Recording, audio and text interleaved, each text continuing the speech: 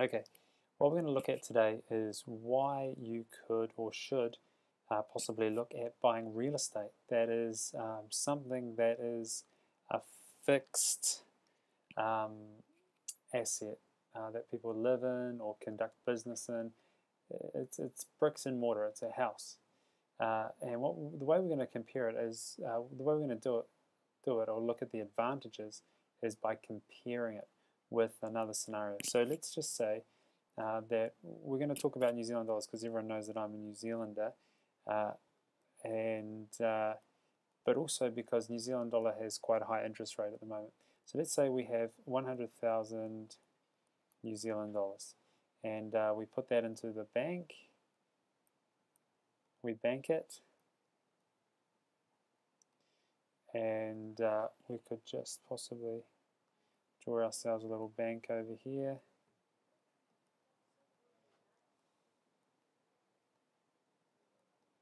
And the money's going into the bank, $100,000. Okay, and because the New Zealand dollar has a pretty good return, that means you get a good return. The interest rate is good. Let's say that you get 5% per annum interest rate on your New Zealand dollar. That means at the end of 1 year, after 1 year, you will have, you'll have $105,000, and that's with a 5% return. Okay, and so that's putting the money in the bank, and that kind of return is similar, can be similar to other investments like term deposits with other financial institutions.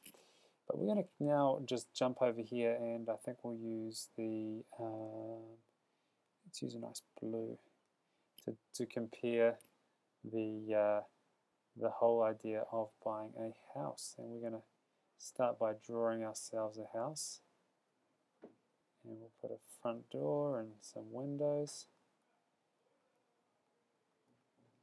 on it like that, and a little doorknob, give it a blue roof, and how about some color, a nice beige color.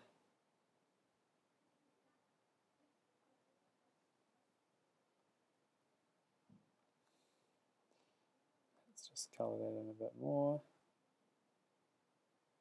Okay, and that is our house. Or it could be an apartment, or it could be anything. Okay, a piece of real estate. Now the big advantage about buying a house is you can use other people's money. So what you can do is you can take your $100,000 and banks will often let you borrow a 10%. So you need to have 10% of what the house is worth.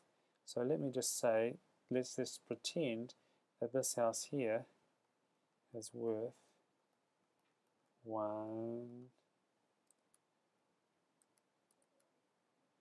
million. Okay, this is a $1 million house.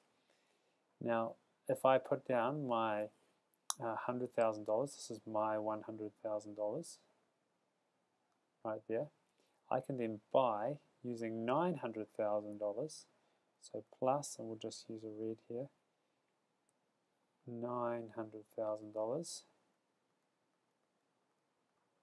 I can add the $900,000 that the bank will lend me. So it's going to come from the bank, and the bank's going to give me that, and with that plus that, it equals $1 million, and I can buy $1 million house. Now let's just keeping it so it's similar to this example over here. Let's say I keep the house for a year and then sell it. And over the course of the year, the house goes up in value by, let's say, 2%. So over the course of the year, the house increases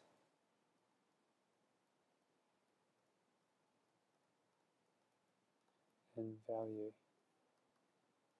by 2%. Okay, so my house will now be worth $1 million and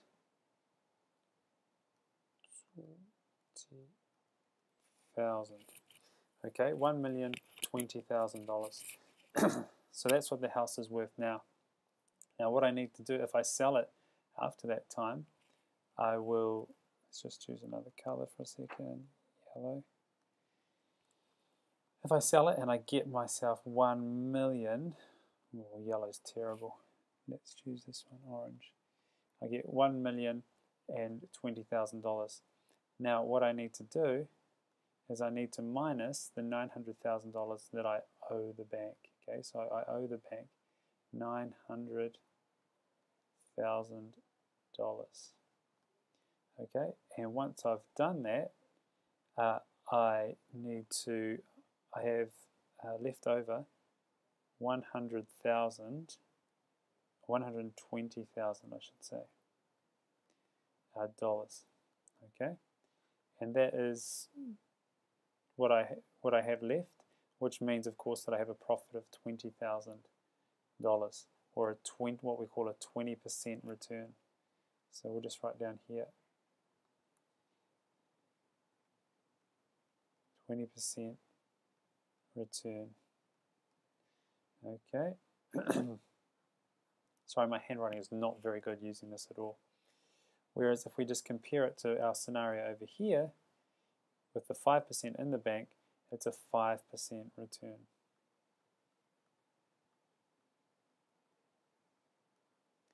Okay. So as you can see, it's much more advantageous, much better to use other people's money, like the bank's money, to buy and sell assets, because you also, once you've paid back the money, you also get the benefit of any increases in value. So the increase in value here was only 2%, and so the increase in value percentage-wise was much less, okay, than over here, 2% versus 5%, but because I was using other people's money, it meant that I made a lot more, okay? And so that's the big advantage, and we call that leverage, when you use other people's money to make money for yourself, leverage.